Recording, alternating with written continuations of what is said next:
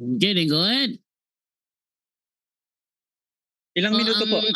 Ang stand naman natin is 10 minutes.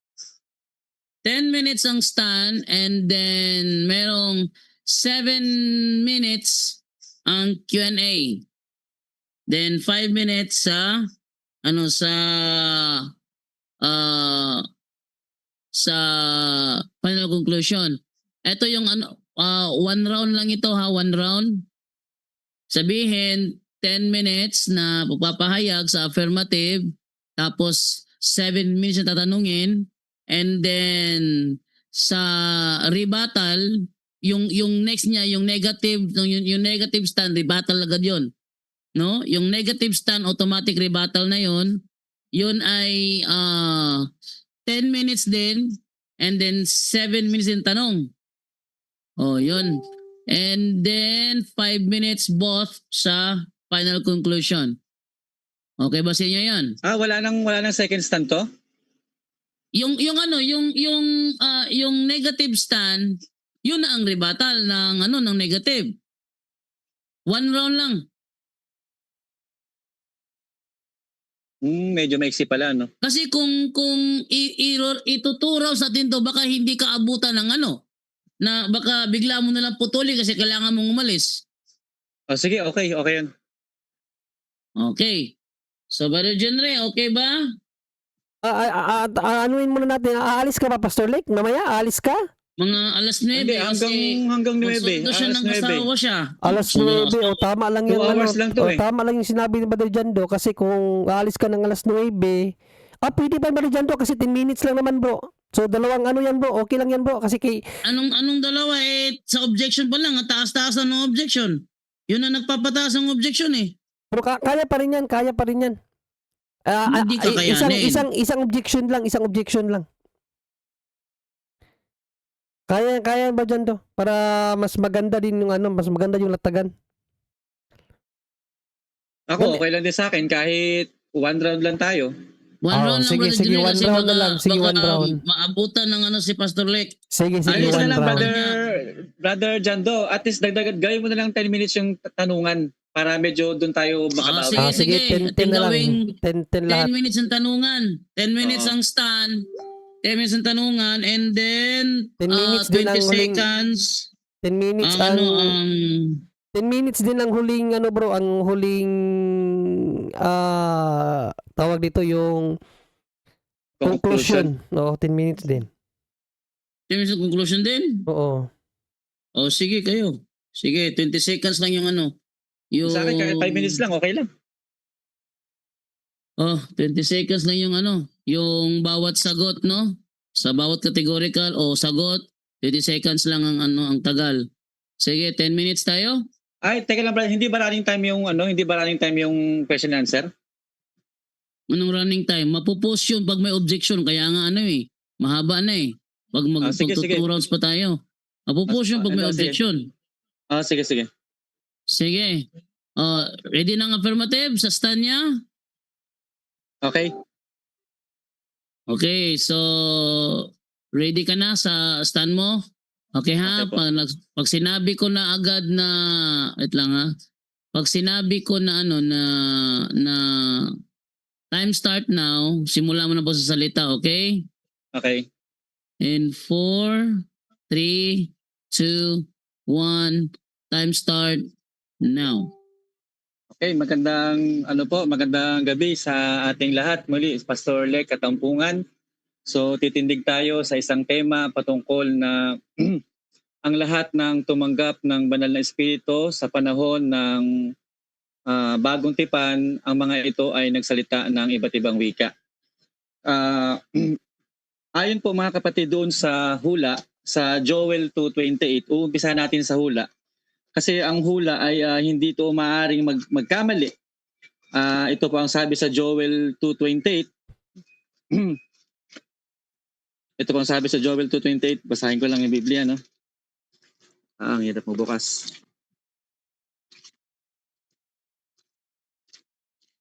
Ito sabi ng Biblia.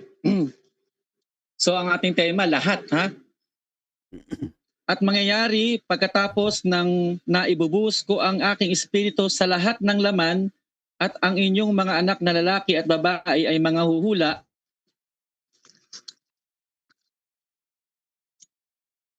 Mga hula, ang inyong mga matanda ay magsisipanaginip ng mga panaginip, ang inyong mga binata ay mga kakita ng mga pangitain. So pagdating naman sa Isaias 28, ay nakalagay naman doon na sila ay magsisipagsalita ng iba't ibang wika. No? So magkasama sa propesiya si Isaias at si Propeta Joel. Kailan po nangyari yan? Sa panahon po ng Pentecostes, na kung saan yung hulang ito na magkakaroon ng pagbuhos, general outpouring of the Holy Ghost. Objection ay mo na, mangyayari objection sa mo na, panahon Mr. ng- Moderator, Bro Jando. Yes, ano objection? Yung sa Isaias, anong talata yun, Pastor Lick? Yun lang, gusto ko lang makakuha yung talata, Bro Jando. Ang talata daw yan, Pastor Rick. 26, teka lang Oo. titingnan ko lang Isaias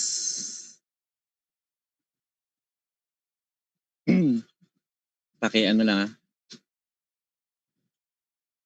paki-push yung time saglit ha. Isaias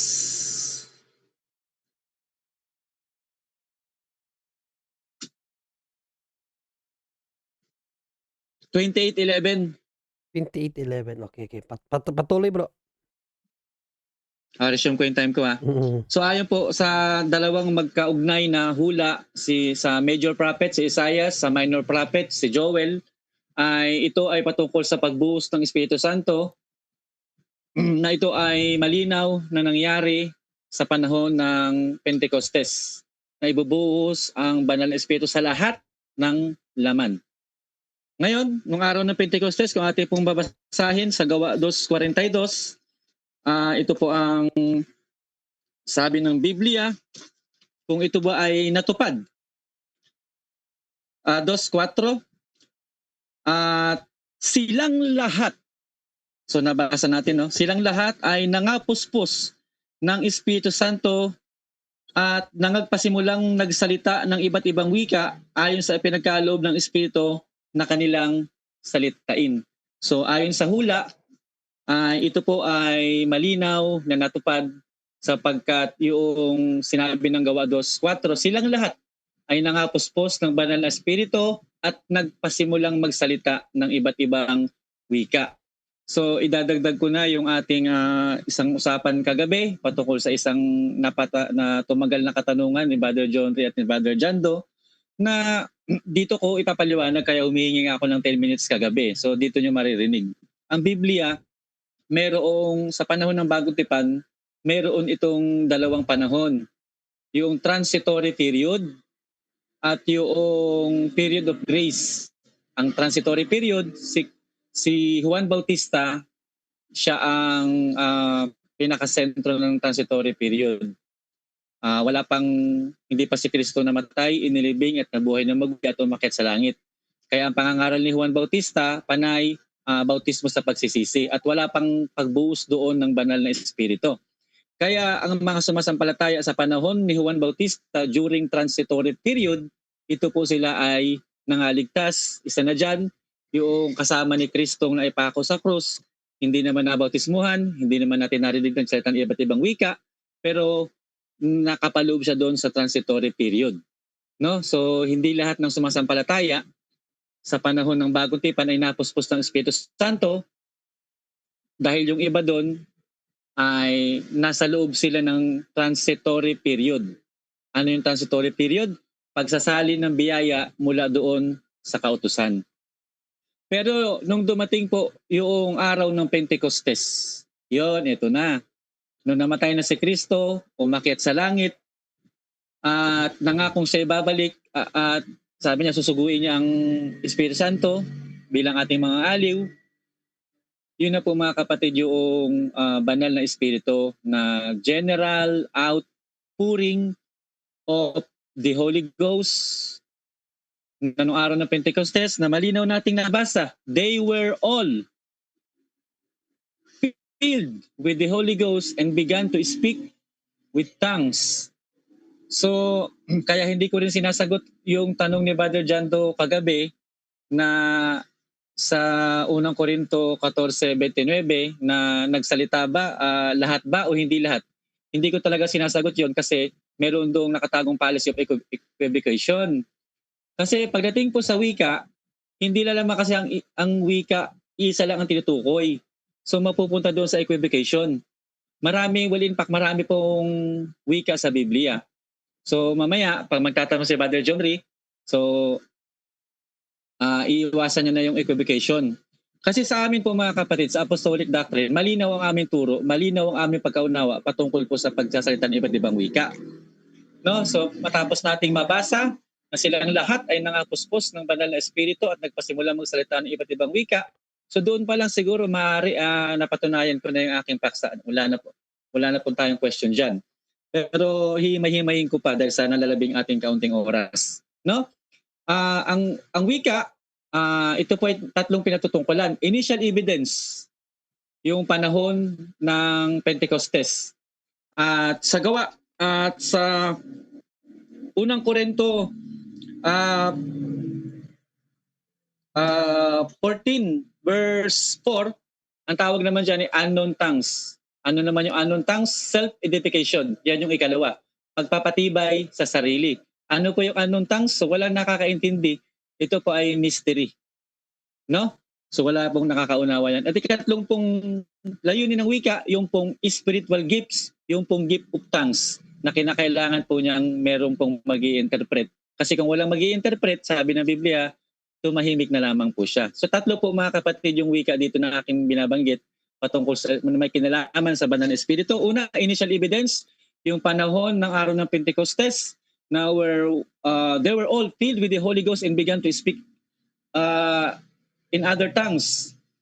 At yung ikalawa pong tongues, yung unknown tongues, self-edification. At yung pong ikatlo, yung pong gift of tongues, yung po yung 9 spiritual gifts.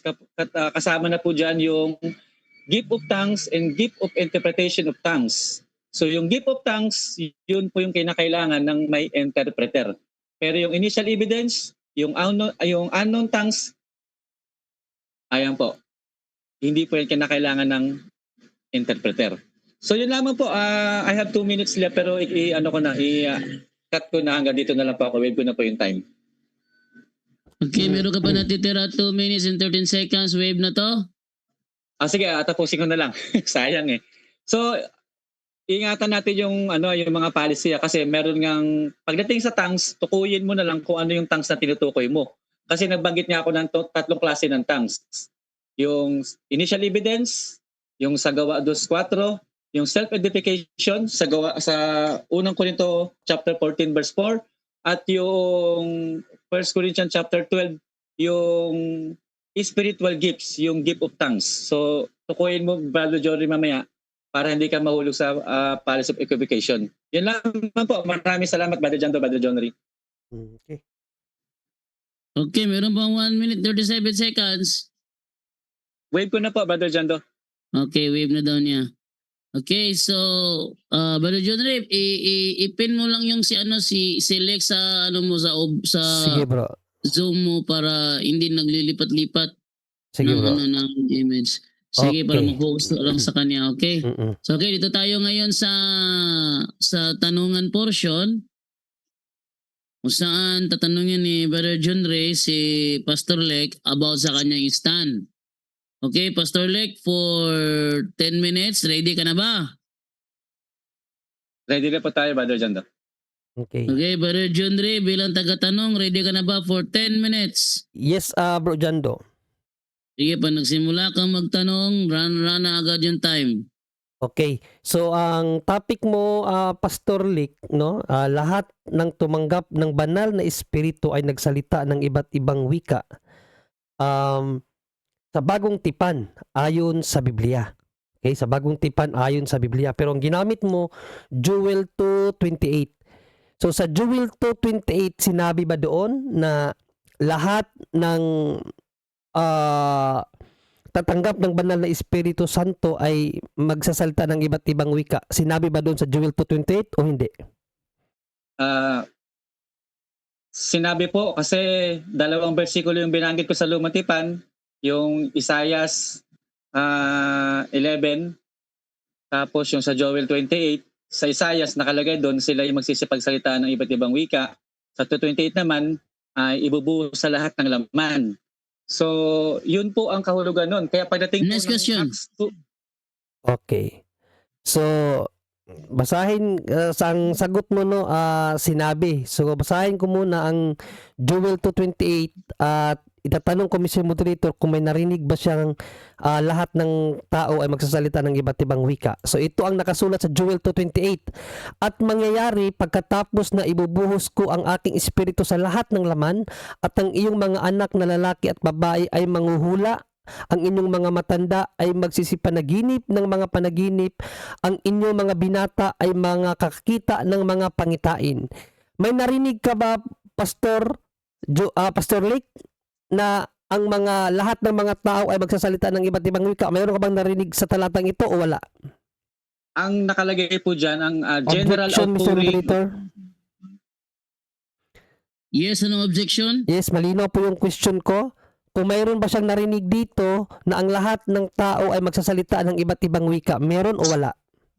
Categorical. Okay, rule number 2, kapag categorical ang tanong, kailangan sagutin din ng categorical. At may 20 seconds magpapaliwanag na sa isinagot na categorical. So ang tanong niya, Pastor Lek, meron ka bang nabasa o wala? Sagot mo na bago run ng time. Meron po, kasi yun po yung pinatutungkulan yan. Kasi yan ay hula. So meron tayong nabasa. Kaya lang, ang katuparan yan, doon sa Acts 2:4, na ang sinabi, and they were all filled with the Holy Ghost and began to speak with tongues. So meron po tayong Next question. Next nabasa. question. Okay, Pastor Lick, honest to goodness na tanong, sana honest to goodness din ang sagot.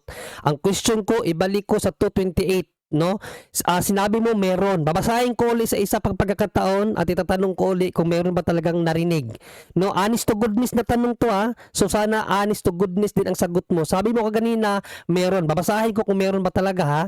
At mangyayari pagkatapos na ibubuhos ko ang aking espiritu sa lahat ng laman at ang inyong mga anak na lalaki at babae ay manghuhula, ang inyong mga matanda ay magsisipanaginip ng mga panaginip, ang inyong mga binata ay mga kakakita ng mga pangitain. O ulitin ko yung tanong, may narinig ka ba, Pastor Lick, na lahat ng taong pagkalooban ng banal na Espiritu Santo ay magsasalita ng iba't ibang wika? May narinig ka o wala? Meron po tayo. Kasi ang pinasok ng versikulo sa iyo, Brother John Ray, 3. So focus ka lang sa Objection, isa. Mr. Moderator, objection muna. Objection, Yes, Mr. an Moderator. objection, an objection. Ang tanong ko sa Joel 2:28, huwag siyang sumagot na 3 ang ibinigay niya. Dito muna ako sa Joel 2:28, Mr. Moderator. No? Yes. So, ulitin ko yung tanong ko, Mr. Moderator. Sa narinig mo, binasa ko, may narinig ka ba na binanggit na lahat ng taong tatanggap ng banal na espiritu ay magsasalita ng iba't ibang wika? Sa Joel 2:28 lang ha, mayroon ba ka bang narinig o wala? Sige, magro-roll out muna ako ha. Sige, Roll Mr. out muna Moderator. ako, ha? Sige. Objection, Mr. Kasi, Moderator. Hindi naman niya ako tinanong ng letra por letra. Magro-roll out ako. Kasi bro, nasa rule natin sa mga ayon ka sa rule eh. Ang rule ay ganito. Na, rule number 3. Kung ano man ang specific na tanong, yun lamang ang sagutin. Number 4. Hindi pinahihintulutan ng mga sagot na hindi nakasama sa itinatanong. Na dalawang rule ang nalabag mo ngayon, Pastor Lek. Rule number 3 and rule number 4. Ang tanong, rule number 3, kung ano man ang specific na tanong, yun lamang ang sagutin. Rule number 4, hindi pinahihintulutan ng mga sagot na hindi nakasama sa itinatanong. Kaya ang tanong niya kasi, may narinig ka ba sa binasa niya na magsalita ng ibang wika o wala? Yun ang muna ang pakisagot, Pastor Lek. Objection, Mr. Moderator. Kasi Ano yung counter sagot ko, objection mo? Sumagot ako ng no eh. So wala na siyang nasagot ko yung kanyang categorical. Yung explanation ko, i-rebut na lang niya mamaya. Sumagot ako lang sa categorical niya eh. Wait lang ha. Moderator's time. Hindi pwede yung ganyan na sasagot ka lang, halimbawa, nagtanong ng 1+1. Tama o mali, sasabihin mo kaagad. Tama. Tapos ang follow-up explanation mo is araling panlipunan na bigla. Hindi pwede yung ganon. Kasi ang rule number 3, kung ano man ang specific na tinatanong, yun lamang ang sagutin. Iba naman yung categorical question must be answered categorically. Sumagot ka sa categorical question na no. Pero yung sagot mo na explanation, hindi tumutugma sa tinatanong niya. Kaya please, nasa rule number 3, sumangayon ka. Kung ano man ang specific na tanong, yun lamang ang sagutin. Iba yung categorical, iba yung explanation. Sige, pakisagot yan, Pastor Lek.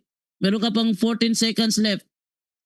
Okay, ang sagot ko nga doon, meron nga. Kasi ako ang umiintindi niyan, hindi naman si Brother John Ray. So sa naiintindihan ko, meron. So maliwanag yan kasi nga ang present ko nga sa kanyang versikulo kaagad 3. Isaiah 28:11, Joel 2:28, Acts 2:4. Next question. Next question. Okay, sige no, leave it to the ano na lang, to the people na lang. No? Kahit wala namang nabasa, meron pa rin. So, ikinunik mo siya sa Acts 2:4, no? Objection. Wala tayong magko-comment, Mr. Moderator. Objection. Tanong lang po siya. Okay, sige. Yes. Sige. Correct. Brother John Ray, walang side comment. Okay, maraming salamat Mr. Moderator. So, itinanong mo, ikinunik mo ang Acts, ang Joel sa Acts 2:4. Sa Acts 2:4, no? Ang konteksto ba sa Acts 2:4, yung ba nagtitipon diyan yung 120 persons lang ayon sa Acts 1? Yes or no? Malinaw yung nakalagay sa Acts chapter 1. Silang lahat ay 120 katao doon sa sa nagkakatipon na yan. Pero sa Acts 1, pero sa Acts 2:4, ang nakalagay doon, they were all filled with the Holy Ghost. Wala na pang binilagay dyan na specific number. Sa Acts 1, Next tama question. Yeah, next question. Okay, so malinaw na ang konteksto ng Acts 2:4 ay hindi sa lahat ng mga tumanggap, kundi doon lamang sa 120 persons na nagkatipon sa upper room. Yes or no? No. Kasi sa Acts 2:4, walang nakalagay doon na 120 lang sila. Basta nakalagay doon, they were all filled with the Holy Ghost. Kung nagtatanong ko sa 1, sasang-ayon na kita, 120 lang. Pero kung sa Acts 2:4, nakinote ka na versikulo, they were all. Wala pang specific number. So nasagot ang tanong. Next question. Okay. So ito bang pagsasalita ng iba't ibang wika, kaloob ba ito ng Espiritu Santo? Yes or no? Yes, kaloob po ng Espiritu Santo ang pagsasalita ng iba't ibang wika. Next question. Okay. Next question. Sa ayon ka ba sa 1 Corinthians 12:10, may pinagkalooban ng magsalita ng iba't ibang wika? Hindi lahat, may pinagkalooban lang. May pinagkalooban ng magsalita ng iba't ibang wika, may hindi pinagkalooban kasi hindi nga lahat eh. Hindi ko pa nilatag yan, Mr. Moderator. Oh, wala bang rules na ganun, wala ka sa Russia TV. Okay. Okay lang yun. Okay, moderators time. roll out. Wala ka sa Russia TV. Hindi dito ina-apply yung rule ni Russia na pag hindi nilalag sa first stand, hindi pwede itanong kasi talaga sinasadya yan para makaiwas sa pagkaipit, no? Kaya hindi yan ina-apply dito dahil 1 round lang to eh. So wala nang second round, ano? Kaya hindi allowed yan. Kaya Brother John Ray, ulit ang tanong. Ulitin ko ang tanong kasi regarding to sa pagsasalita ng iba't ibang wika, Mr. Moderator, sa kanya kasi lahat pinagkalooban. Pero ayon kay St. Paul, sa unang Korinto 12:10, ang sabi ni St. Paul dito, may pinagkalooban ng kakayahang magsalita ng iba't ibang wika. Hindi lahat pinagkalooban, may pinagkalooban. Pero hindi lahat. At sa iba naman ay magpapaliwanag ng mga iyon. So, ayon sa talatang ito, mayroong pinagkalooban pero hindi sinabi ni Paul na lahat pinagkalooban. Sangayon ka ba na may pinagkalooban lang at hindi lahat ay pinagkalooban? Good. Yes, sangayon po tayo dyan, Brother John Ray. Kasi nga, katulad nga ng sinabi ko sa iyo kanina, 3 nga ang layunin ng wika na sa interpretation namin. Ang una, initial evidence. Ikalawa, yung initial evidence, yun yung pangkalahatang pagbuhos ng banal na espiritu. Ikalawa, yung self-edification sa unang Korinto 14:4. Yung tinatanong mo naman ay, yan po yung 9 spiritual gifts. Next question. Sa 9 spiritual gifts. Next question. Maraming salamat, no? At sangayon ka ba uli dito kay St. Paul na sa pagtitipon at least magsasalita ang 2 o 3? Hayaan magsalita ang dalawa o tatlo na tumanggap ng kaloob na makapagsalita ng mensahe. Sa ngayon ka ba dito, dalawa o tatlo lang? At least. Ang sagot ko dyan, yes kung ayon sa aking naunawaan, no kung sa naunawaan mo. Kasi ang paliwanag namin dyan, hindi yan limitado sa 3 tao. Kundi yan, pag binanggit mo sa English sa King James Version, course. Kundi 3 lang na dapat na para hindi masyadong magulo, 3 lang at least para hindi masyadong magulo. Next Sabay-sabay. Kapag question. wala nagpaliwanag, Okay, Next question. tahimik So, siya. ibig mong sabihin, Expression. kayong lahat na nagsasalita ng iba't ibang wika, magulo kayo.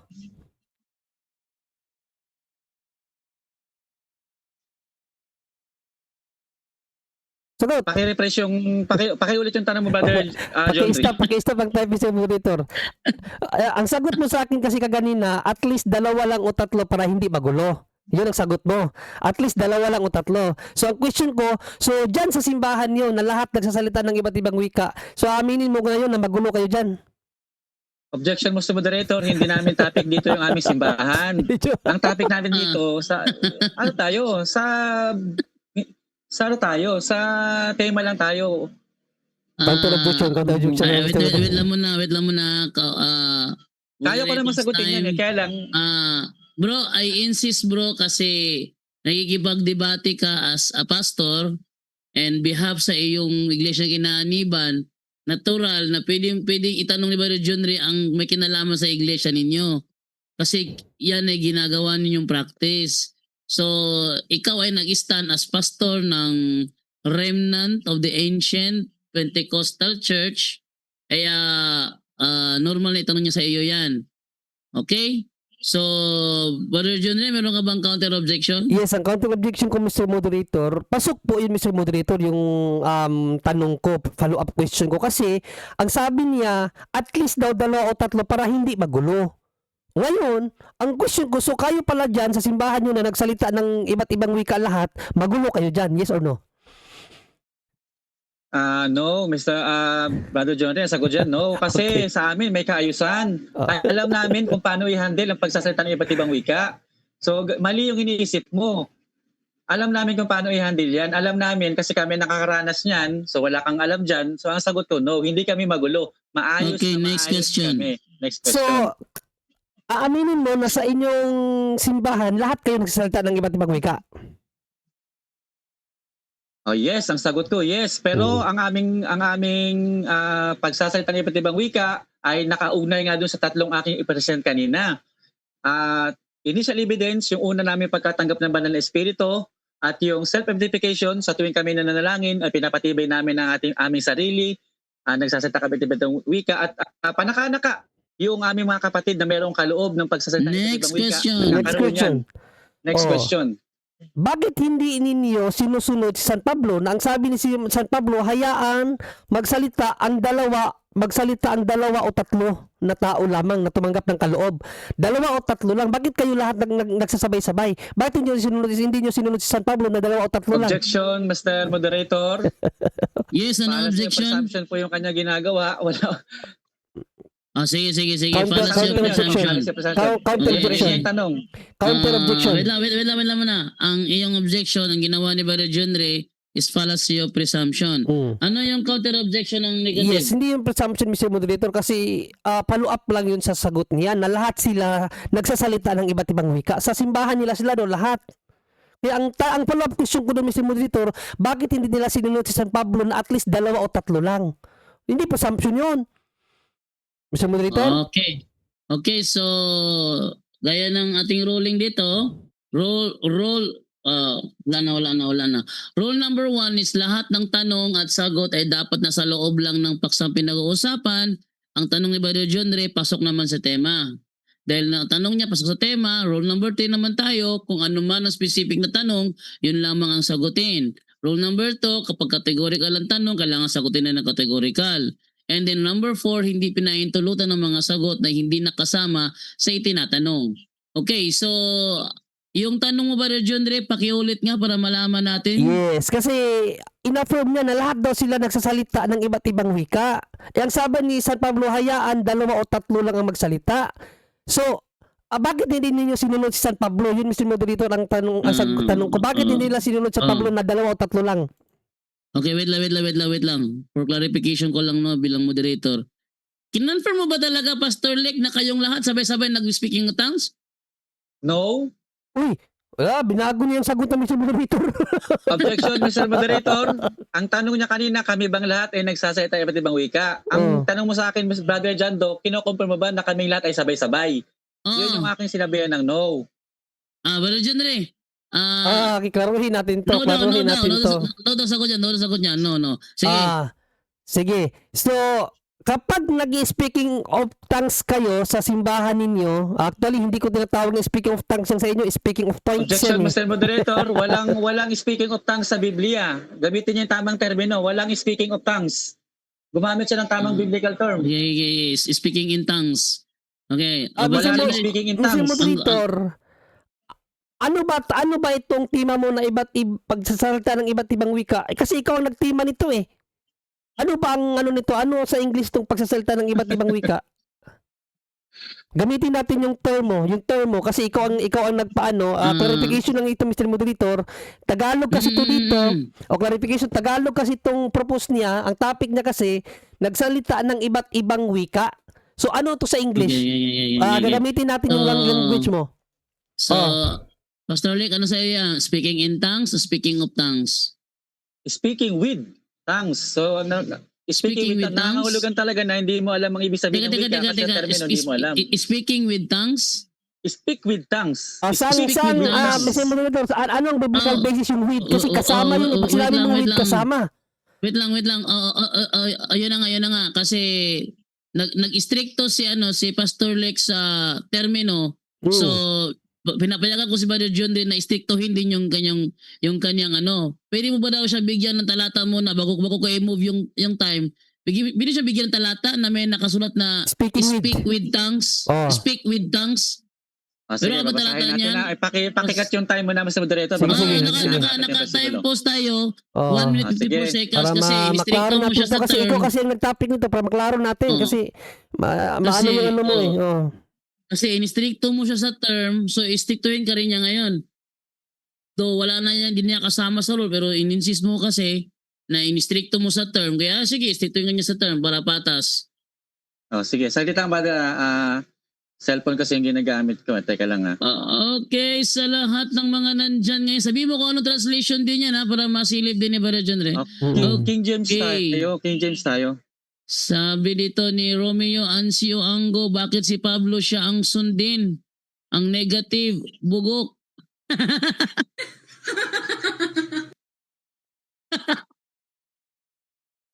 Okay. Pelino Yugom, sabi niya, sakpan iyang kaugalingong pagsabot. Okay. Si Romeo Ancio sabi ni Luigi Anthony Plaida kay Romeo, ang ingay mo. Ayan sa Acts 2:4 pa rin eh. Sa Acts 2:4, moderator. Sige, Acts 2:4 daw, Brother John Ray. Acts 2:4 may other babasahin dyan. ko sa King James, Sa Acts 2:4 may other. Hindi speaking with tongues, kundi speaking with other tongues. Kaya nga sabi ko nga kanina. Yan. Sige. So, tanong mo ba yan? Hindi. Magkano tayo sa ano mo? sa stricto mo sa termino. Okay? So, dito tayo sa sa stricto sa termino, tabla kayong lahat dito. Ang nasa Biblia kasi speak with. Pastor Lek. Ang sa kanila speak of, speak in. Yun nga, tabla kayong lahat kasi walang speaking of tongues, wala ring speaking with tongues. Hindi, ang sabi ko nga, speak with, meron. Speak with, sa Acts 2:4, napatunayan ko naman. Speaking with with other tongues yan, with other, ang nakalagay dyan sa English, sa English version, with other tongues.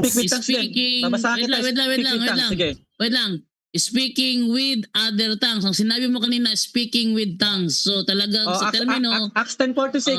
Acts 10:46. Basahin natin. Patuloy natin ba rin dyan to? Sige. Next question. For the heritage Sa ngayon ka ba?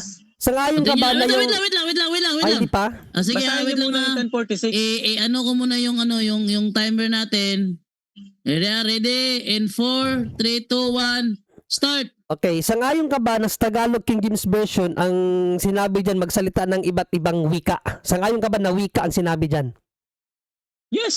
Sangayon tayo, nakasulat eh. Sapagkat nangarinig nilang nagsalita ang mga ito ng mga wika. Pero sa English, for they hear them, speak with tongues. Ang ginagamit yung speak in tongues, speak of tongues. Nangangahulugan yan na may pagka-ignorante talaga kayo dyan. Sorry for the term. Na hindi nyo Sige talaga lang. kabisado Hayaan. ang pagdating sa iba't ibang wika. Oh, sige. So, anong Next wika? question. Next question. Anong wika ang ginagamit yung lingwahe kapag speaking of tongues kayo? Anong wika yun kapag nagsasalita kayo ng speaking of tongues? Anong wika? Objection, Mr. Moderator. Para hindi Yes, anong objection? policy of equivocation. Sabi ko nga, meron tatlong wika eh. Initial evidence, yung pwedeng naiintindihan, yung tawag dyan, yung dialekto ng mga tao, unknown tongue, yung hindi naiintindihan, at yung interpretation of tongues, yung maiintindihan mo kapag meron nag-interpret. Alin doon sa tatlo ang tinatanong mo? Yung mismo sinasabi Para mo. hindi tayo Ikaw, halimbawa. Ikaw, halimbawa, pag nag-speaking of tongues ka, ikaw, anong lingwahe, kasi lingwahe yan eh, sabi dyan eh, wika, language. Language ang ibig sabihin ng wika na dyan eh.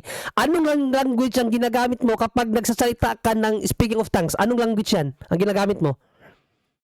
Objection, Mr. Moderator.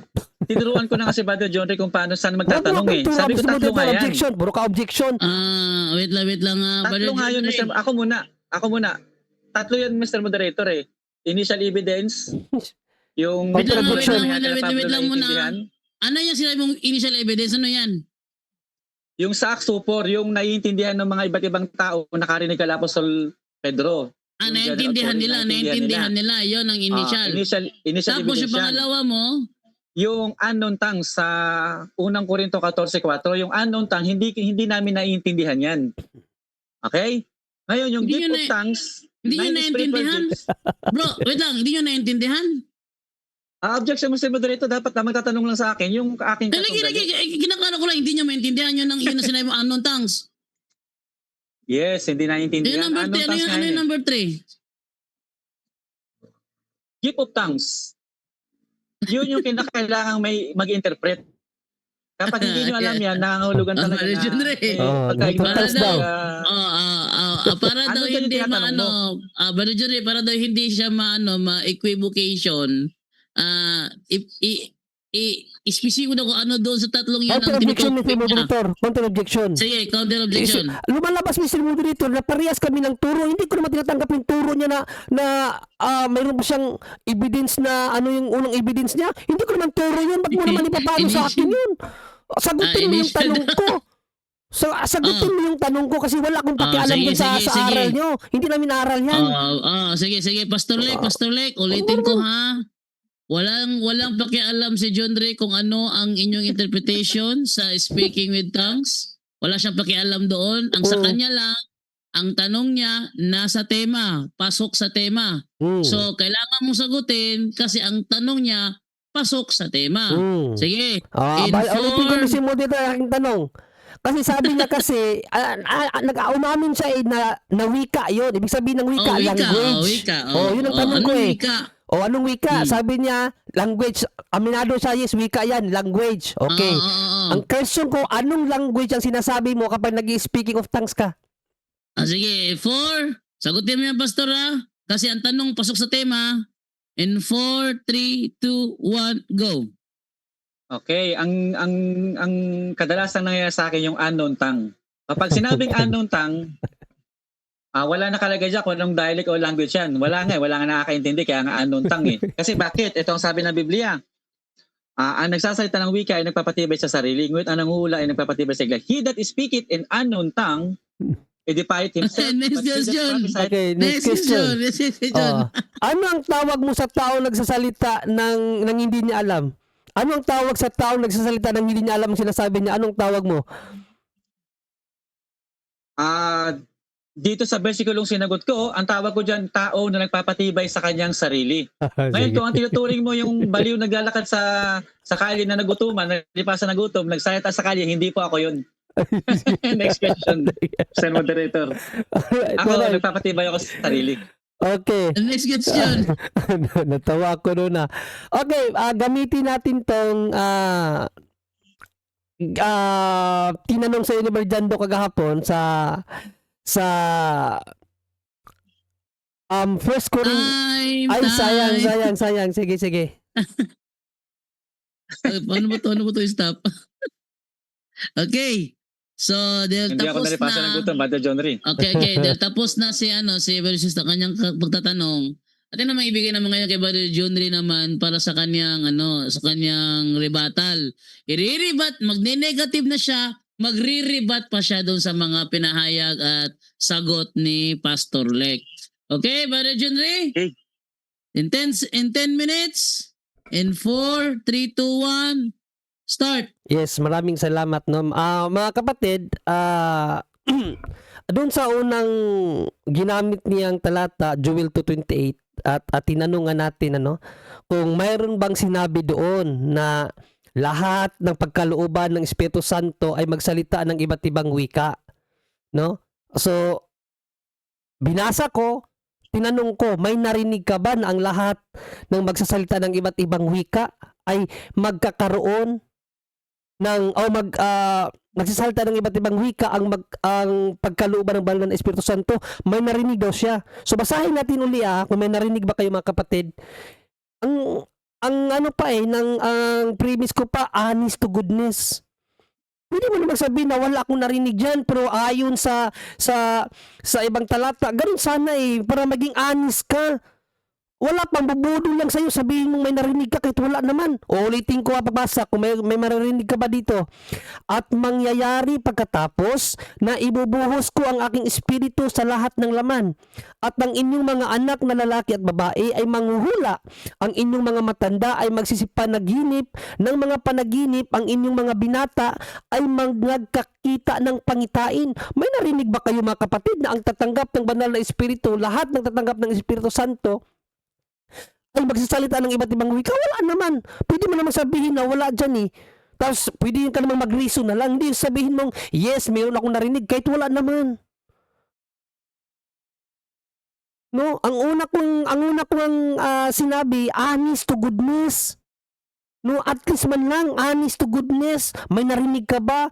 Ano yung honest answer dyan? Wala, kasi walang sinabi. Hindi sabihin mong, yes, mayroon, kahit wala naman talagang sinabi dyan. Ano ka ba talaga? Ministro ka ba talaga ng salita ng Diyos? O ministro ka ng ng demonyo? Kasi ang kasinungalingan sa demonyo yan. Sa demonyo yan, Pastor Nick. Ikinunik mo siya sa Acts 2. Correct. Tama yan. Kasi ang katuparan ng Joel, ipinahayag ni San Pedro sa Acts 2. Pero hindi mo nakuha yung punto. Ang pinagkalooban dyan na lahat sa Acts 2 yung 120 lang. Lahat sila yung nasa upper room, yung 120, nung binabaan sila ng Holy Spirit, lahat sila yung natitipon doon na pinagkalooban ng Espiritu Santo. Pero does it mean lahat na lang ng mananampalataya? Paano yung 3,000? Yung 5,000, mamaya ipakita mo sa akin na nagsalita din ng iba't ibang wika yon. Kasi mga kapatid, ang pagsasalita ng iba't ibang wika is kaloob ng Espiritu Santo yan. Ayon kay St. Paul, ang kaloob ng Espiritu Santo nasa iba-iba, hindi lahat parihas. O basahin natin 1 Corinthians 12:7-11. Ang kaloob ng Espiritu Santo, hindi lahat parihas. Pati ang pagsalita ng iba't ibang wika, iba lang ang iba lang may pinagkalooban diyan, hindi lahat. Hindi ka marunong mag-contextualize ng talata. No, basahin ko Basahin natin sa magandang salin to. No, ito. Para sa ikabubuti ng lahat, ang bawat isa'y binibigyan ng patunay na nagpapakitang nasa kanya ang Espiritu.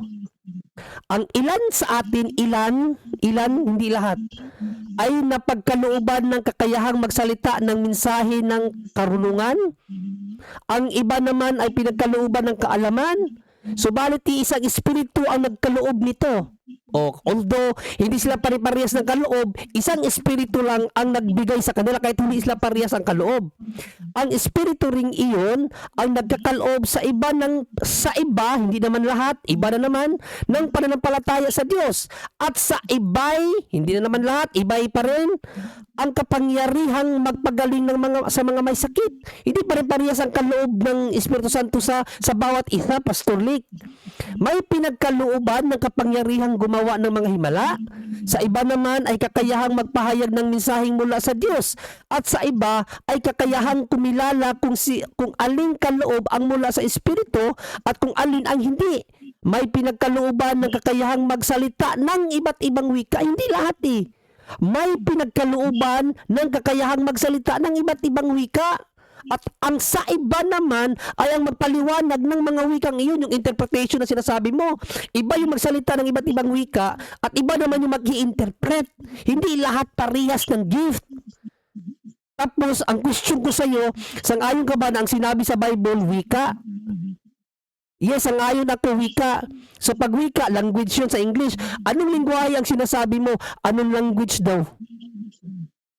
Ang anong language, wika pa rin yun. Hindi siya lala. Wika pa rin yung sinasabi sa 1 Corinthians 14, 1-4 na may mga nagsasabi ng wika na hindi alam. Wika pa rin yun, hindi lang niya nauunawaan. Halimbawa, Korean. Hindi ko nauunawaan yung Korean ng wika. Wika yun eh. Hindi lang alam. Hindi babbling. Sa inyo babbling yan. Lalalala, so balakalakalaka. Yan babbling, hindi yan wika. Pastor Lick, maano ka sana, magising ka sana. Napakalinaw dito eh. Unang Korinto 12, mga kapatid, ulitin natin na unang Korinto 12. Napakalinaw dyan, unang Korinto 12, Jess, no? Hindi lahat pinagkalooban na magsalita ng iba't ibang wika. Dito, balikan natin. May pinagkalooban ng kapangyarihang gumawa ng mga himala. Sa iba naman, hindi lahat iba palaging iba yan. Sa iba naman ay kakayahang magpahayag ng mensaheng mula sa Diyos. At sa iba, pero iba yan, hindi lahat, ay kakayahang kumilala kung alin kaloob ang mula sa Espiritu at kung alin ang hindi. May pinagkalooban, no? Hindi na naman lahat. May pinagkalooban ng kakayahang magsalita ng iba't ibang mga wika. At sa iba naman ay magpaliwanag ng wikang iyon. Kung uunawain mo lang ito, Pastor Lick, no? Bakit pa magbibigay ang Holy Spirit ng kakayahang magpaliwanag kung lahat pala ay nagsasalita na ng iba't ibang wika? Bakit may magpapaliwanag pa? Di ba? Napakalinaw dito nga sa unang Korinto 12 eh. Unang Korinto 12 na ginamit ni Brother Jando kagahapon, mga kapatid, no? 28 hanggang 30. Napakalinaw dito nga hindi nga lahat eh, no? Basahin natin 28 natin umpisan. Sa katawan ito na walang iba kundi ang iglesia, naglagay ang Diyos ng mga sumusunod. Una, mga apostol. Pangalawa, mga propeta. Pangatlo, mga guro. Naglagay din siya ng mga gumagawa ng himala, mga nagpapagaling sa mga may sakit, mga matulungin, mga tagapangasiwa, at mga nagsasalita sa iba't ibang wika na hindi natutunan. Alam natin na hindi lahat apostol, hindi lahat ay propeta o guro, hindi lahat ay may kapangyarihang gumawa ng himala, magpagaling ng mga may sakit, magsalita ng iba't ibang wika. Hindi daw lahat. Hindi lahat makapagsalita ng iba't ibang wika. Tapos ibipilit mo yung interpretation mo para lang ilako yung simbahan yun na nagsalita kayo lahat ng iba't ibang wika. Sabi ni Paul, at least 2 o 3. Tapos sabi mo, 2 o 3 lang para hindi magkakagulo. Sabi mo ganun. So parang sinabi mo na rin na kapag sa simbahan niyo nagsalita kayo ng iba't ibang wika, ang gulo niyo. Kasi yan ang sinabi mo eh, para hindi magulo. No? At least 2 o 3 lang yan sa isang community. Kung mayroong isa dyan nagsasalita ng iba't ibang wika or 2, yung isa dyan tagapagpaliwanag. Hindi lahat. Kaya nga sinabi ni St. Paul sa 1 Corinthians 14, 34 to 36, pinapatahimik niya ang babae dyan. Unawain mong maigi ang 1 Corinthians 14. Pinapatahimik niya mga babae na magsalita sa mga ganyang uri ng problema sa church, yung nagkakagulo na dahil may nagsasalita ng iba't ibang wika, tapos kahit ano-ano na lang yung ini-interpret ng iba. Kaya nga mayroong may magsasalita ng iba't ibang wika, mayroong nagpapaliwanag, at least 3. Yan ang punto dyan sa 1 Corinthians 14. Hindi lahat. Pinapakaliно naman sa mga talata na binabasa natin eh. 1 Corinthians 7:11-12, ang kaloob ng Espiritu Santo ay iba-iba, pero iisa lang ang nagbigay niyan. At may mga pinagkalooban magsalita ng iba't ibang wika. Ang iba naman ay magpapaliwanag niyon. So hindi talaga hindi lahat sila parehas ng gift. Kasi tinanong nga kita eh, sangayon ka ba na yung speaking of tongues is gift from the Holy Spirit yun or kaloob? Sabi niya, yes. Oh. So, isa yan sa kaloob ng Holy Spirit, magkapagsalita ka ng iba't ibang wika. Pero hindi nga lahat ng mananampalataya pinagkalooban yan. Iba-iba kasi ang kaloob ng Espiritu Santo. Pero ang sabi ni Paul, iba-iba nga, pero iisang Espiritu lang ang nagbigay. Pagkalinaw nun eh. Lalong-lalo na sa 1 Corinthians 12:28-30. Anong sinabi ni Paul? Hindi lahat. Hindi lahat. Maraming salamat, Mr. Moderator. Yun. Okay, tapos na ang rebuttal ni Brother John Ray sa kanya. Move na naman tayo ngayon sa 10 minutes tanungan kung saan si Pastor Lek naman ang magtanong kay Brother John Ray. For 10 minutes, Brother John Ray, ready ka na bang tanungin? Yes, Mr. Moderator. Ready na. Brother Okay. Pastor Lek, ready ka na bang magtanong? Yes, ready tayo. Sige, pag nagtanong ka, start mo na yung time mo. Unang tanong, Brother John Ray. Naintindihan mo mabuti yung ating tema na nakasulat? Oo o hindi? Oo, categorically, napakalinaw dito. Sabi mo, patutunayan mo, lahat na tumanggap ng banal na espiritu ay nagsalita ng iba't ibang wika. Sa bagong tipan, ayon sa Biblia, inapatunayan ko na hindi lahat. Kasi sabi ni St. Paul, hindi lahat. Unang Korinto 28 hanggang 30, Unang Korinto 12:28 hanggang Next 30, hindi question. lahat. Next question. Okay, ayon sa tema, sabi ko lahat ng tumanggap ng Espiritu Santo ay nagsalita ng iba't ibang wika. Ayon sa Acts 2:4, kung aking babasahin, and they were all filled with the Holy Ghost and began to speak with tongues. At silang lahat ay nakapuspos ng Espiritu Santo at nagpasimulang magsalita ng iba't ibang wika. Ayon sa ng Espiritu Santo na kanilang. Okay, tanong ko, nabasa ko ba na silang lahat ay nagsalita ng iba't ibang wika? Oo o hindi? Oo, nabasa mo kasi ang konteksto dyan na Yun. sinagot mo sa akin kanina, 120 lang yan, hindi ang kabuuan ng iglesia. Unang Korinto 12:28 hanggang 30, buong iglesia, hindi lahat pinagkalooban. Unang Korinto 12:28 hanggang 30, sa buong iglesia, hindi lahat pinagkalooban. Ang Acts 2, 1-10, para lang yan sa 120 na nagtipon doon sa Next Aperon, hindi question. lahat ng buong iglesia. Next question. Okay, next question. Kabisado Wait lang mo ba talaga? Wait lang muna, moderators time muna ha. Pastor Lek, pag hindi mo na tapos magsalita, huwag kang biglang magbabat-in na ayun. Huwag kang gaganon kasi madidistract yung sumasagot eh. Correct. I'm sorry. Huwag ganun na. Sige, ito nyo. Okay, next question. Kabisado mo ba talaga, Brother John Ray, ang lahat ng topic pagdating sa iba't ibang wika? Yes or no? What Mr. Model, clarification, ano ang point niya sa tanong na kabisado ko ba lahat? I-clarify Ano ibig niya, sabihin Mr. kabisado ang Moderator. lahat? Oh. Ano yung sabihin kabisado lahat? Kabisado mo lahat ang pasikot-sikot sa pagsasalita ng iba't ibang wika? Yes or no? Wait lang. Kaya nga tinatanong niya ka, anong meaning, ano ibig mo sabihin sa term kabisado mo ba lahat? Ano ibig sabihin mo doon? Ang ibig ko sabihin, kapag dating sa iba't ibang wika, kabisado mo ba lahat yan? Yes or no? Sabihin mo lang kung sumagot ka lang yes or no. Kabisado ko Paliwanag. according sa teaching ng simbahan. Hindi sa kung ano yung unawa mo. Hindi ko alam kung ano yung pinag-aralan mo. Hindi naman tayo parehas ng theology. But according to the teaching of the church, kabisado ko. Pero yung sa inyo, hindi ko alam kung ano yung pinag-aralan nyo. Mali-mali naman yung aral nyo eh. Okay, next question. Kung kabisado talaga ang aral tungkol sa iba't ibang wika, bakit hindi mo magamit ang tamang terminology? What you mean terminology? Kasi sa... Ang sabi mo, What do you mean terminology? Ang ginagamit ko Tagalog. term Ang sa, na ginamit, ang sa ang term Tagalog na kasi ginagamit iba. mo- Wait lang. Nagbabatin ka eh. Moderator's time. Pastor, huwag kang magbabatin. Sumasagot siya.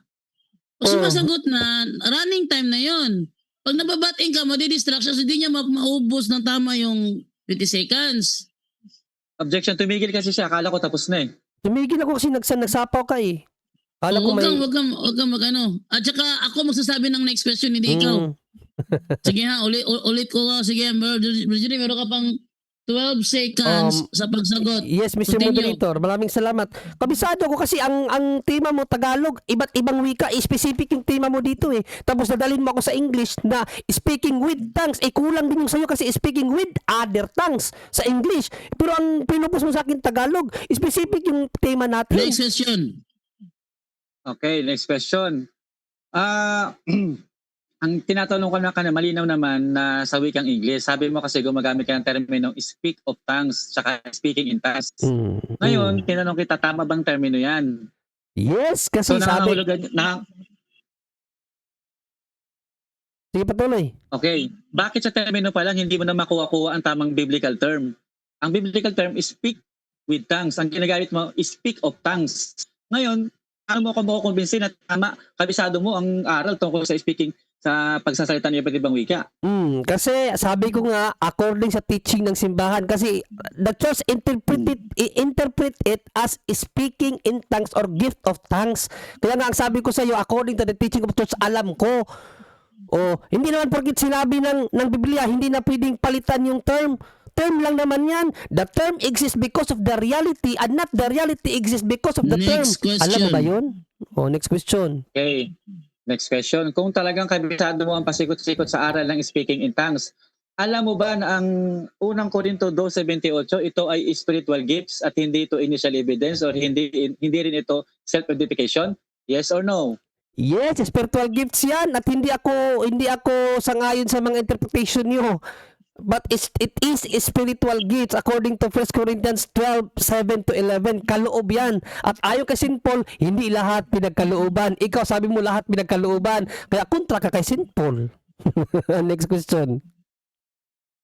Okay. Next question.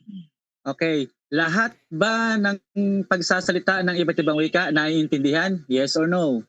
Objection man sa mga paulitin na hindi ko na gets. Paulitin ano yung Sige, tanong? ulit ang tanong. Lahat ba na nagsasalita ng iba't ibang wika kailangan may mag-interpret? Yes or no? Yes, yun lang sinabi sa 1 Corinthians 12:10 na may pinagkalooban magsalita ng iba't ibang wika. Meron ding pinagkalooban ng interpretation of tongues naman sa English. Kaya nga may mag-interpret eh. Pero ang sinasabi doon, language, hindi babbling yung sa inyo, babbling yan. First Matthew 6:7, babbling yan sa inyo. Next question. Sabi mo lahat kinakailangan i-interpret. Maliwanag yan on the record, lahat kinakailangan i-interpret. Dito sa may unang Korinto 14:4, ito ba ay kinakailangan i-interpret? Ito ba ay kinakailangan i-interpret? Yes or no? Yes, kung papatuloy mo ang 1 Corinthians hanggang 30, 31, pinapa-interpret mo Objection, po Mr. yan. Moderator. Objection, Yes. Mr. Moderator. Konteksto yung sinasagot ko sa'yo. Specific tayo sa versikulo. Hindi. Sa Huwag unang mo Korinto kong 14:4. ipako sa versikulo lang. Wait lang. Ano yung objection mo, Kanina ginaganyan Pastor na Lek? ako, Mr. Moderator. Ano yung objection mo? Ang objection ko kanina specific sa unang Korinto 14:4. Sabi niya lahat daw ng wika kinakailangan i-interpret. Ang tanong ko sa kanya, itong unang Korinto 14:4, ito ba ay kailangang i-interpret? Yes or no? Yes nga, according kay Pablo, kung idinikta mo sa 27-28 yan, ang sabi ni Paul, kung may magsasalita sa iba't ibang wika, sapat na ang 2 o 3. Salit-salitan sila at Objection, kailangan Mr. Moderator. Mr. Moderator, nagsagot ako ng categorical question. Wait lang muna. 14:4 po ang Sinagot ako Mr. Moderator Huwag ng siyang categorical tatanong. question. Wait lang nga. Sumagot siya ng yes. Tapos ang paliwanag niya, itinuloy niya sa 27 para hindi magkakontra. Kasi wait lang. Kasi parang sa objection mo ngayon, para pinapalitan mo magkakontra ang 9 at ang 27. Kaya ang paliwanag niya, sumagot siya sa tanong mo sa 14.9, nag-yes siya doon, yan yung paliwanag naman niya ngayon, itinuloy naman niya sa 27. It means hindi magkakontra ang 9 at ang 27. Yan ang Oo, parehas ibig na sabihin ni chapter Brother lang yan Junre. eh. Parehas na chapter lang yan eh. Isang chapter lang yan. Basahin ko muna si moderator. Ang sabi sa 27-28 kasi, sabi ni St. Paul, unang Korinto 14, 27-28, no, wait lang ha. Wag mo nang paandayin ng si moderator kasi nagsapaw siya eh. Kung may magsasalita sa iba't ibang mga wika, sapat na ang 2 o 3. Salit-salitan sila at kailangang may magpapaliwanag ng kanilang sinasabi. May magpapaliwanag ng kanilang sinasabi. O, nakuha mo na, kinakailangan may magpapaliwanag. Kinakailangan nga eh. Tapos sabihin mo bang kinakailangan hindi na i-interpret? Mali ka talaga. Kontra ka kay San Pablo. Next question. Okay, wait lang wait lang. So, ano ang sagot mo doon, Brother Junre? Kasi meron ka pang 8 seconds. Oh, yun nga ba, ang sagot ko, kinakailangan ipaliwanag talaga. Basta't may magsalita ng iba't ibang wika na hindi naunawaan, dapat may magpaliwanag. Sabi ni Paul. Next question. Okay, next question. Talagang pinanindigan mo na kinakailangan talagang dapat may magpaliwanag. Sa gawa 10:46, babasahin ko. Sapagkat nangarinig nilang nagsasalita ng ang mga ito ng mga wika at nagpupuri sa Diyos nang magkagayon sumagot si Pedro. Okay, ang tanong ko sa iyo, ito bang wika na ito ay may nagpaliwanag? Meron o wala? Meron yan, hindi lang sinulat dyan. Kasi ayon kay St. Paul, ayon kay St. Paul, anong sabi ni St. Paul? Wait lang. Tumatawa na naman. Moderator's time. Pastor Lek, kung tatawa ka, ano lang, wag mo lang parinig para hindi mo distract sa sumasagot. Sige. Okay lang naman tumawa. Hindi ko pinipigilan na tumawa tayo kasi ako palatawa rin ako. Pero pag ako tumatawa, ako lang yung actually, kumari, i-mute ko nga yung microphone ko, i-mute ko eh. Kasi hindi mo pwede mute sa'yo. So, sorry. pwede ka naman tumawa, pero wag lang yung maririnig ng kasi nadi-distract siya. Okay? Brother John, meron ka bang 16 seconds to answer? Go Yes, ahead. may answer may answer diyan, Mr. Moderator. Ang sagot ko diyan, yes, hindi lang isinulat. Kasi according kay St. Paul sa unang Korinto 14:27, kung may magsasalita ng iba't ibang wika, sapat na ang 2 o 3, salit-salitan sila at kailangang may magpaliwanag ng kanilang sinasabi. Hindi magkakontra si Next Pablo question. at si Pedro. Next question. Okay, next question. Sa Acts 10:46, pinahintulutan lang nila Apostol Pedro na ang mga sila Cornelio nagsalita ng iba't ibang wika. Wala silang sinabing ito'y kinakailangang ipaliwanag. Ang tanong ko, mas marunong ka ba kay Apostol Pedro na hinayaan nga lang to na wala naman nagpapaliwanag? Ikaw tuloy gusto mong ipaliwanag. Mas marunong ka ba kay Apostol Pedro? Hindi ako mas marunong. Siyang pinaka-apostol ng Panginoon. Wait lang. Brother John, hindi pa siya tapos magtanong. Sorry. Okay. Continue. Okay, mas marunong ka pa kay Apostol Pedro. Sa Apostol Pedro, hinayaan lang to, wala nang mapaliwanag. Ikaw tuloy gusto mong ipaliwanag to. Okay, next, ang sagot ko, hindi ako mas marunong pa kay San Pedro, siyempre apostol yan. Pero pareha sila ng aral ni Paul. Ang sabi ni St. Paul, kailangang may magpaliwanag sa kanilang sinasabi. 1 Corinthians 59, ang sinabi ni St. Paul, ang aral ng mga ibang apostol at aral ko ay iisa. Kaya huwag mong i-interpret na ibang aral ni Peter sa aral ni Paul. Ang sinabi ni Paul, pag may magsalita ng iba't ibang wika, kinakailangan may magpapaliwanag. Next question. Oh. Okay, kay Pablo na talaga ito mismo. Next question. Sa Acts 19, 19 verse 6. At nang maipatong ni Pablo sa kanilang mga kamay ay bumaba sa kanilang Espiritu Santo at sila nagsipagsalita ng mga wika at nagsipanghula. Okay, ang tanong ko, meron ba nag-interpret nito? Yes. Meron o wala? Meron yan, hindi lang isinulat. Kasi sabi ni St. Paul nga, si St. Paul nga ang gumawa niyan yung pagpapatong ng kamay sa Acts 19, si St. Paul. Ang sabi ni St. Paul, kapag may nagsalita ng iba't ibang wika, kinakailangan may magpaliwanag. Maaring hindi na naisulat sa Acts 19, pero ang sabi ni Paul, kinakailangan may magpaliwanag. So pinapaliwanag yun, hindi lang naisulat. Next question. Kung hindi ito naipaliwanag, hindi na ba ito totoong wika? Yes or no? No, not necessarily na kapag hindi na ipaliwanag kasi hindi nga isinulat kung ipaliwanag ba o hindi eh. But I assume na kinakailangan ipaliwanag yan. Dahil ang sabi nga ni Paul, kinakailangan may magpaliwanag sa salita na iba't ibang wika. Acts 14:27. Mamaya itatanong ko sa iyo kung disagree ka ba dito. Next question. Okay, next question ko. Ikaw ba, Brother John Ray, napuspos ng Banal Espiritu? Ang tanong ko sa'yo, paano ka napuspos ng Banal Espiritu? Okay, dahil napatungan na ako ng kamay ng aming obispo noong around 2015 or 2016. Hindi ko lang maalala yung exact years.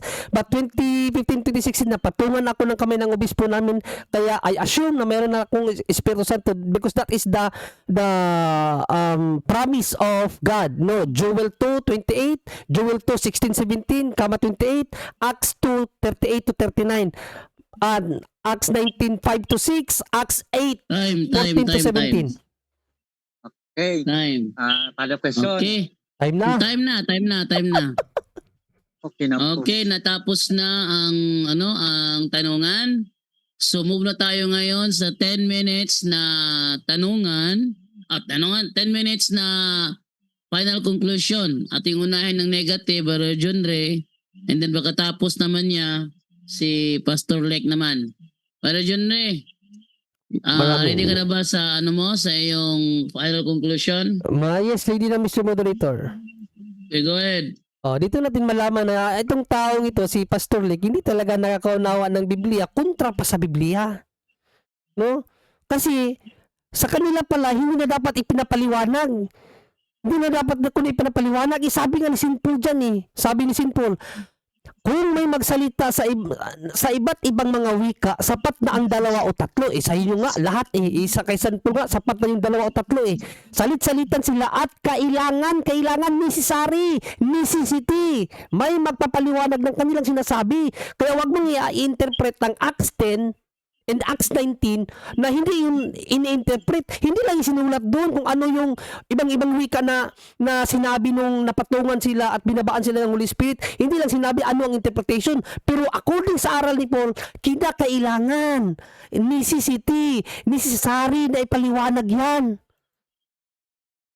Nakuha mo ba, Pastor Lek, ang punto ni St. Paul? At huwag mong sabihin na ibang aral ni Paul kay Pedro o Acts 15. Acts 59, ano ka lang talaga na hindi mo talaga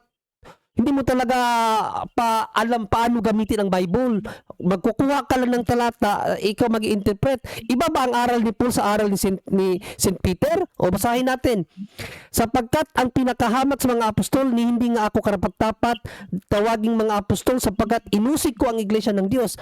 Ngunit dahil sa kagandahang loob na ako'y naging isang apostol at hindi naman nawalan ng kabuluhan ang kaloob niyang ito sa akin. Katunayan, nagpagal ako ng higit kaysa sinuman sa kanila. Subalit hindi ito dahil sa sarili kong kakayahan, kundi dahil sa kagandahang loob ng Diyos na nasa akin. Kaya't maging ako o sila, ibig sabihin yung ibang apostol, ito ang pinapangaral namin at ito ang pinaniniwalaan. Ibig sabihin, one teaching lang sila, hindi iba-iba. Kaya yung sa Acts 10, kung hindi na naisulat doon kung ano yung mga iba't ibang wika na binanggit ng mga pinagkalooban ng Espiritu Santo sa pamamagitan ni San Pedro, sabi ni St. Paul, kapag nagkakaroon talaga ng pagsasalita ng iba't ibang wika, kailangan ipapaliwanag yan. Kaya wag mo ipagkontra ang aral ni Paul sa aral ni St. Peter. Kuha mo na, Pastor Lek. Kaya mali talaga yung ginagawa nyo. At saka, hindi yan speaking of tongues yan sa inyo. Ayan sa inyo, babbling. Yan ang sinasabi ni Panginoon Jesucristo sa Matthew 6:6 at saka 7 na huwag kayong manalangin na panalangin walang kabuluhan. O sa Greek niyan, tinanslate siya, babbling. Yung interpretation ng babbling, ang meaning ng babbling is nagsasalita ka na hindi ka na nauunawaan. O yan ang sabi sa diksyonaryo, yung babbling, salita na hindi nauunawaan. Yan ang ginagawa niya, babbling yan ang speaking of tongues sa Bible, wika, language, naunawaan siya. Either Korean, Japan, o Chinese. Yan ang mga language na hindi naunawaan ng mga pinapangaralan nila noon. Kaya may nag-i-interpret. by the gift of the Holy Spirit na binigyan yung iba na magsalita at mag-interpret naman yung iba. Tapos ano pa niya na yun daw Acts 2:4, buong iglesia daw yun. Hindi, 120 lang yun. Acts 1, ilan sila sa Acts 1? 120 persons lang yun. Pero ang kabuuan ng iglesia, hindi lahat pinagkalooban. O, basahin natin uli 1 Corinthians 12:28-30. Lahat ba, ang buong iglesia ba pinagkalooban magsalita ng iba't ibang wika? Hindi mo talaga alam ang Bible. O, basahin natin. At sa katawang ito na walang iba kundi ang iglesia to hindi lang 120. Yung sa Acts 2:4, 120 lang yun. Kasi doon kasi ang umpisa ng church. Kaya lahat ng nagtitipon doon, pinagkalooban sila yung lahat ng 120. Pero pag sinabi mo ng universally, hindi. Iba yung universal, sa 120 lang. Naglagay ang Diyos ng mga sumusunod. Una, mga apostol. Pangalawa, mga propeta. Pangatlo, mga guro. Naglagay din siya ng mga gumagawa ng mga himala, mga nagpapagaling sa mga may sakit, mga matulungin, mga tagapangasiwa, at mga nagsasalita sa iba't ibang mga wika na hindi natutunan. Alam naman natin na hindi lahat ay apostol, hindi lahat ay propeta o guro, hindi lahat ay may kapangyarihang gumawa ng mga himala, magpagaling ng mga may sakit, makapagsalita ng iba't ibang wika. So hindi daw lahat ay makapagsalita ng iba't ibang wika. Generally kasi ang konteksto sa pangaral ni Paul dito, iglesia. Universal. Iglesia na yan. So sa buong iglesia, hindi lahat pinagkalooban magsalita ng iba't ibang wika. Huwag mong ikontra yan sa Acts 2:4 kasi sa Acts 2:4, 120 persons lang yun. Hindi yun ang kabuuan ng iglesia na universally. Kasi sa aral ni St. Paul, universally, hindi lahat. Even in Acts 12:10, 1 Corinthians 12:7-11, ang bawat isa pinagkalooban ng iba't ibang kaloob. May nagsasalita ng iba't ibang wika, mayroon ding nag-i-interpret o yung interpretation of tongues. 1 Corinthians 12:10. Kaya nga sa 1 Corinthians 14:27-29, ang sabi ni St. Paul, at least 2 o 3. Tapos sabi mo kanina, ano yan para hindi magulo. so sa inyo pala ang gulo nyo kasi lahat kayo eh. No? At saka huwag mong gamitin ang Acts 14:4 na hindi na i-interpret kasi sa 27 malinaw ang sabi ni St. Paul, kapag may nagsalita ng iba't ibang wika, kinakailangan, meaning necessity, it's necessary na kinakailangan niyan maipaliwanag. Nakuha mo, Pastor Lick? Nakuha mo ba? No? Kaya hindi talaga tatayo yung pangangaral mo dito or ipinipilit na lahat ng manampalataya kinakailangan magsalita ng iba't ibang wika. Mali ka. Kasi ang sabi ni St. Paul, hindi lahat. No, hindi lahat ay binigyan ng kaloob na magsalita ng iba't ibang wika. 1 Corinthians 12:28-30. Wait lang may may tumawag pa. Hindi lahat pinagkalooban. And again, ang 1 Corinthians 12:7-11, basahin mo yan. Iba-iba ang kaloob ng Espiritu Santo sa bawat isa. Kaya nga may pinagkalooban, sabi ni St. Paul sa 12:10. May pinagkalooban magsalita ng iba't ibang wika. Meron ding pinagkalooban magsalita o magpaliwanag. Meron ding pinagkalooban magpaliwanag. Kaya nga hindi pariya-pariya ang kaloob ng Espiritu Santo. Basahin natin uli 1 Corinthians 12:7-11. Gamitin mo ito sa ano mo, Pastor Lick. Uy, may tumatawag. Ano ba tumatawag? Wait lang. Kabalidyando yun. Okay? So, basahin natin balikan natin ang 12:7. Ang bawat isa ay binigyan ng kakayahan na nagpapakita na sumasakanya niya ang banal na espiritu upang makatulong siya sa kapwa niya mananampalataya. Sa isa ay pinagkaloob ng espiritu ang kakayahang magpahayag ng kaalaman tungkol sa Diyos. At sa isa naman, ibig sabihin hindi talaga pari-parehas, ay ang kakayahang unawain ito. Hindi pareha ang kaloob ng Espiritu Santo. Ang iba'y pinagkalooban ng espiritu ng malaking pananalig sa Diyos. At ang iba, palagi mo tandaan yan, Pastor Lick, iba, hindi all. Iba naman ay binigyan ng kakayahang magpagaling sa mga may sakit. Ang iba'y pinagkalooban ng espiritu ng kapangyarihang gumawa ng mga himala at ang iba ay binigyan ng kakayahang magpahayag ng mensahe ng Diyos. Mayroon namang pinagkalooban ng kakayahang makikilala kung ang kapangyarihan ng isang tao ay mula sa banal na espiritu o sa masasamang espiritu. Sa ibay na naman, pinagkalooban ang kakayahang magsalita ng iba't ibang wika na hindi nila natutunan. At sa iba naman ay ang kakayahang magpaliwanag ang sinasabi ng mga wikang iyon. Mayroong pinagkalooban magsalita ng iba't ibang wika, yung speaking of tongues or speaking in tongues or gift of tongues. Mayroon namang binigyan ng kakayahan makapagpaliwanag kung ano yung speaking in tongues or speaking of tongues. Ang isa naman is interpretation of tongues. Yan ang aral ni St. Paul, Pastor Lick. Ano ba naman ang aral nyo? Gawa-gawa lang. Tapos gusto mo pang pagkontrahin si Paul at si San Pedro? Gagawin mo ang aral ni St. Peter na hindi na pinapaliwanag? Kay St. Paul malinaw, kapag may nagsalita ng iba't ibang wika, kinakailangan may magpaliwanag. Tapos sabihin mo na hindi pinapaliwanag? Kaninong aral ba yung galing sa'yo, Pastor Lake? Isabi mo pa naman dito sa sa tema mo, sa bagong tipan, ayon sa Biblia. Hindi naman ayon sa Biblia yung pinagsasabi mo eh. Yung pinagsasabi ko talaga ayon sa Biblia yun. 1 Corinthians 12:28 to 30, sa buong iglesia, hindi lahat pinagkalooban magsalita ng iba't ibang wika. Pasok sa tema ko. Ang tema mo, lahat. Kay St. Paul, hindi lahat. Ang sabi mo pa na yung mga nagsalita ng iba't ibang wika ay hindi na kinakailangang i-interpret. Ang sabi ni St. Paul, hindi na kailangang i-interpret. Maraming salamat, Mr. Moderator.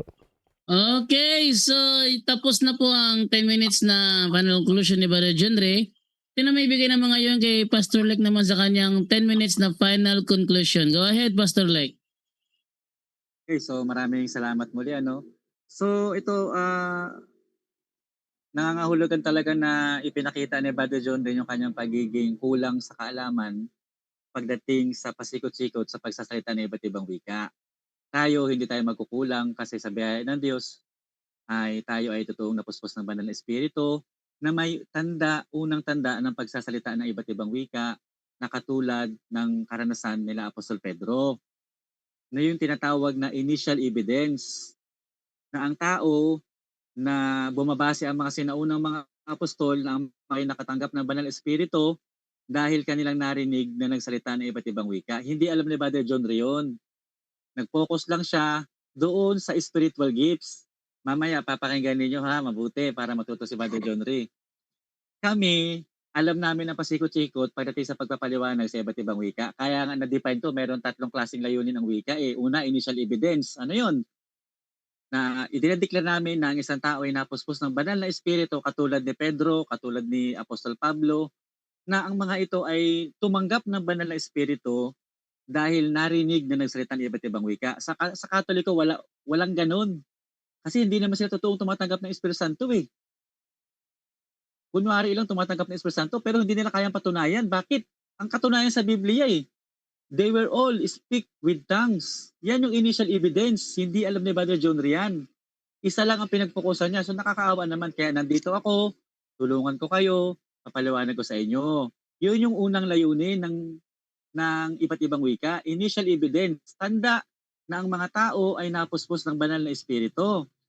At ayon sa aming tema, papatunayan ko na ang lahat ng nakatanggap ng banal na espiritu sa bagong tipan nagsalita ng iba't ibang wika. Tinanong ko si Brother John Ray, nabasa ko ba sa 2:4 na ang lahat ay tumanggap ng banal na espiritu at nagsalita ng iba't ibang wika? Sabi niya, oo. Sinangayunan mo rin naman pala eh. Bakit pa ako kinakalabas? Sinasangayunan mo pala. Nabasa kong lahat, silang lahat. Regardless kung 120 yan. Katunayan na hindi mo talaga alam, Brother John Ray, anong ipinaglalaban mo. Pinapakinggan lang kita pero naawa naman ako sa tao na to. Ikalawa, yung unknown tongues. Unang Korinto 14:4. Ano yung unknown tongues? Self-edification. Hindi yan maaring mawala. Ano sasabihin mo kagabi, wala na. Ang ibig sabihin, hindi mo na kailangan ng pagkapatibay sa sarili. Ipinangako ng Panginoon Espiritu Santo eh. Nasa sa ating palagi hanggang sa katapusan ng sanlibutan. Para saan? Ikalawang layunin niya para magpatibay sa ating sarili. Kasi the more na nagsasalita ka ng iba't ibang wika na hindi mo naiintindihan, yung unknown tongue, nagsasalita ng misteryo, nagsasalita sa Panginoon, napapatibay mo ang iyong sarili, katunayan na nandyan sa iyo ang banal na espiritu. Hindi alam ni Brother John Leon. Ang alam lang niya, hindi niya alam kung ano pinaglalaban niya eh. Ako kaya-kaya kong ipaliwanag kasi bakit? Kami ang totoo nakaranas kaya pasikot-sikot sa pagdating sa pagsasalita iba't ibang kaya-kaya kong ituro. Tingnan nyo ha, hindi niya alam yun eh. Kami pa nagdi-devotion kami, napapatibay naman yung aming sarili. Bakit? Andyan yung patutunan ng Espiritu Santo eh. Kumikilos kasama namin. Kaya nga sa terminology pa lang, hindi niya na alam eh. Meron bang nabasa sa Biblia? Speaking of tongues? Terminology pa lang, hindi mo na alam eh. Paano sasabihin mo kabisado mo? Sa termino ng Biblia, walang speaking of tongues, walang speaking in tongues, speak with tongues. Nagsasalita ka na may kasamang wika. Hindi purong wika yung sinasabi mo, may kasamang wika lang. O alam mo ba yan o hindi mo alam? O ngayon, nalaman mo na kay Pastor Lick lamang. Pasalamatan mo yan, Brother John Ree. Ha? Pasalamatan mo yan, sa akin mo lang narinig yan. Kayang-kaya kong ipaliwanag yan kasi bakit? Totoo namin naranasan yan. Ikaw naranasan mo ba? Ni wala kang naranasan sa tatlo na yan eh. Initial evidence, hindi mo naranasan. Self-edification, hindi mo naranasan. Spiritual gifts, hindi mo naranasan. Okay, dito tayo sa pangatlo. Yung pinagpuputak mo kanina, dito ka lang nag-focus. Okay, kaya nga sinabi ko kanina, sa 9 spiritual gifts, kasama dyan yung gift of tongues at gift of interpretation of tongues. Iba yung gift of the Holy Ghost at iba yung gift of tongues for your information to all Catholic Church nationwide. Iba ang gift of the Holy Ghost at iba ang gift of tongues. Ang gift of the Holy Ghost, yan yung nangyari nung Acts 2:4 na ang tao ay pinagkalooban ng banal na espiritu. Pero yung iba yung gift of tongues. Ang gift of tongues, ang entitled dyan, Brother John Ree, yung datang puspos ng Espiritu Santo, dumaan na sa initial evidence. Meron na siyang Espiritu Santo, kaya lang meron siyang gift. Meron siyang bonus. May Espiritu Santo na siya, binigyan pa siya ng spiritual gifts. Ano yun? Yung kakayahan na magsalita ng iba't ibang wika at sa iba naman, kakayahang magpaliwanag ng iba't ibang wika at sa iba naman, yung working miracles at sa iba naman ay gift of knowledge, yung iba naman gift of wisdom, yung iba naman gift of discerning spirit. Alam na alam ko, di ba? Bakit? Nangyayari sa church namin yan, hindi mo alam eh. Patunay yan, Brother Johnny, na wala ka talaga sa katotohanan. Hindi mo kayang ipaliwanag, hindi mo kayang isa-isahin. Okay. Ang gift of tongues, iba sa gift of the Holy Ghost. Ang entitled doon sa 9 spiritual gifts, yung meron ng Espiritu Santo. Kaya kayo, hindi kayo naranasan niya kasi wala naman kayong Espiritu Santo eh. Hindi naman kayo dumaan sa initial evidence eh. Initial evidence pa nga lang, hindi mo na alam eh. Yung unknown tongues, self-edification, hindi mo rin alam. Hindi mo rin naranasan yung initial evidence. Hindi mo naranasan yung self-edification. Hindi mo pa naranasan yung 9 spiritual gifts. Patunay yan na ang Roman Catholic Church hindi talaga kinakasihan ng Espiritu Santo. Wala talaga ni isa. Sasabihin mo, wala kaming yan. Sa iba lang yan. Kasi wala nga kayo talaga. Inaamin mo, wala talaga kayo. Hindi nyo naranasan. Bakit? Wala talaga kayo Espiritu Santo sa madaling salita. Hindi mo naranasan yung initial evidence. Hindi mo naranasan yung self-edification. Hindi mo naranasan yung 9 spiritual gifts kasama dyan, yung gift of tongues at gift of interpretation of tongues. Ito, pakinggan mo mabuti Brother John Rhea, para matuto ka kay Pastor Lick. Ang gift of tongues, sinasabi ni Apostol Pablo, inoobserbahan sa simbahan yan. Kasi bakit? Kung walang nagpapaliwanag, 1, 2, 3, walang nagpapaliwanag, hindi yan papasok sa gift of tongues. Papasok yan sa self-edification. Kaya kung self-edification lang, pinapatibay mo lang yung sarili mo, pwede ka naman tumahimik kasi total sarili mo lang naman at tumitibay. Pero pagtapos ng 1, 2, 3, at merong nag-interpret, papasok yan sa gift, sa 9 spiritual gifts. Naintindihan mo, Brother John Rhea? Ako kayang-kaya kong ipaliwanag yan, detalyado. Ikaw hindi mo kayang ipaliwanag, dada ka lang ng dada. Yung dinadada mo, hindi mo naranasan. O tanong ko sa iyo kanina na ano lang eh, paano ka tumanggap ng Espiritu Santo? Sabi mo sa pagkapatong ng kamay. Ang unang step para makatanggap pa na ba ng Espiritu, babasahin ko sa iyo sa Lucas. Para matuto ka, Brother John Rhea. Sa Lucas 11:13. Ang unang step niyan, sabi ng Panginoong Hesukristo, kayo bagamat masasama, ay marunong magbigay ng mabubuting bagay sa inyong ama, sa inyong mga anak. Gaano pa kaya ang Diyos na hindi magbigay ng banal na espiritu sa mga nagsisihingi sa Kanya. Yun, kaya ka pala makakatanggap ng banal na espiritu kasi kinakailangan mo pala itong hingin. Ikaw, humingi ka ba? O, kailan ka humingi ng Espiritu Santo? Kailan? Humingi ka ba? Naniwala ka lang sa declaration na may Espiritu Santo ka na. Hindi ka nga humingi. Eh, ang unang requirement sabi ng Biblia, ibibigay ng Diyos ang Espiritu Santo sa mga nagsisihingi sa Kanya. That is the first presence for you to avail the Holy Spirit. You must ask to God, Lord, give me the Holy Spirit. That is the first line, Brother John Rick. Naranasan mo ba to? Wala kang naranasan kahit isa. Initial evidence, hindi mo naranasan. Self-edification, lalo na hindi mo naranasan. 9 spiritual gifts. Ano yung 9 spiritual gifts?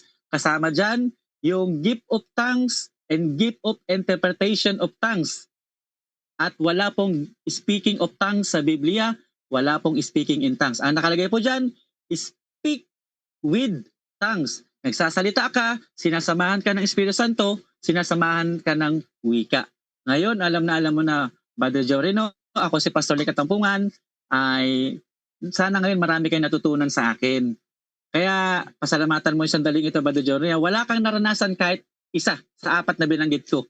Initial evidence, self-edification, at 9 spiritual gifts. Hindi ka rin humingi.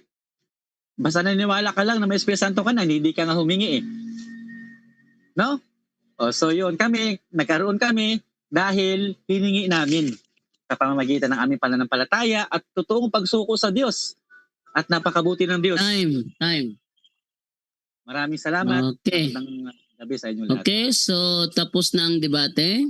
Tapos na. At meron pa tayong 8:23 pa yung ating time. So meron pang panahon si Pastor Lek manatili. Alas 9 yung alis ng Pastor Lek, no? Alas 9, no? Mm. So, dahil tapos na ang debate, kung tapos ang debate, pwede na ba ako magtanong sa'yo?